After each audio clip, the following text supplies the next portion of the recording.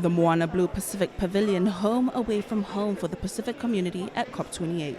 We speak to Nanette Woonton to give us an overview of what the pavilion entails. It's a partnership which is supported by the government of New Zealand as well as Australia. And what it is we have two key spaces within this area. One is the pavilion space, which allows for side events and the networking area. And the other is our meeting area for Pacific Delegation Office. So what that has is the Moana Blue Pacific Pavilion will have over 80 side events across the 2 weeks, and we'll also be holding a wide range of meetings upstairs in our Pacific Delegation Office. In other words, it's our home away from home for a lot of our Pacific Islands delegates. It's also the place in which we can amplify our One Pacific voice to tell our stories, showcase our challenges, showcase our climate leadership, showcase our needs and what it is that we would like to gain here at this venue. There's close to 100,000 people that are going to be gathering here, and we need to be heard, and this is one space in which we can be heard. While you do have negotiations taking place inside, it's also good to see this advocacy and this personal connection between people being formed through actually telling stories in our Pacific way. As part of amplifying our Pacific voices, the Moana Blue Pacific Pavilion offers educational side events hosted by different country members. So we have a number of different side events happening. What we do in the pavilion is we facilitate the space and we make the platform available.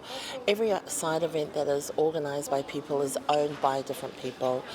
So for example, one of the side events that we will be having, our main one, is the opening of the Moana Blue Pacific Pavilion. That's quite a big event in which we have Pacific Island performers, we have a prayer service as is our Pacific way, and we're able to talk about what the pavilion has to offer, and that's a celebratory opening of the space. It gives people a bit of room outside of the negotiations to come together, know that this is their home, spend time and then go back. We have Tokelau being featured today, as well as the government of Niue on invasive species and climate change. So these are the areas in which we can tell our stories. And yes, the Pacific has amplified its voice immensely over the many years. For the very start, it was very difficult. I remember there was one particular conference of the parties, goodness me, close to 10 years ago, in which the centre point of the COP venue itself was a massive globe, and ironically in that massive globe there were no Pacific Islands there.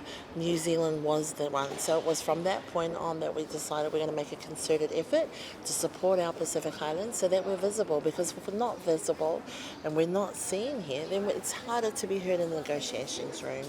We distribute 1.5 pins and promotional materials, and we even distribute Pacific Island ties and bags. So we make sure that we're both seen and heard.